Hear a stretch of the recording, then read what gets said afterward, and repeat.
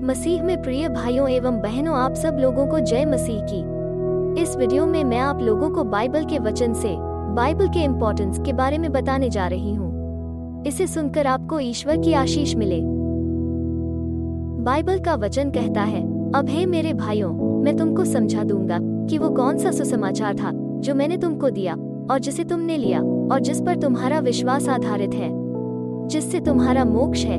कहने का तात्पर्य यह है कि जिस रूप में यह आपको दिया गया था, यदि यह आपके मन में स्थिर है और यदि इसमें आपका विश्वास निष्प्रभावी नहीं है, क्योंकि जो कुछ मुझे सौंपा गया वो मैंने पहले तुमको दिया कि हमारे पापों के लिए मसीह किस रीति से मरा, जैसा कि लेख में लिखा है, और वो मरे हुओं के स्थान पर रखा गया और तीसरे दिन वो मरे हुओं में से जी उठा, जैसा कि लेख में लिखा है। और उसे कैफा ने देखा।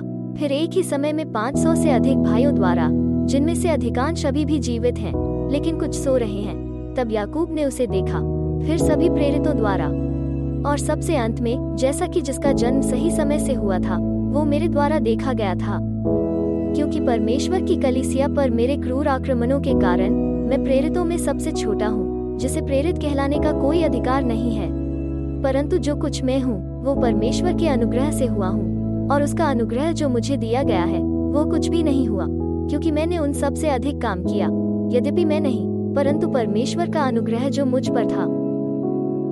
बाइबल का वचन आगे कहता है, यदि उपदेशक मैं ही हूँ तो यह हमारा वचन है और इसी को तूने अपना विश्वास दिया है।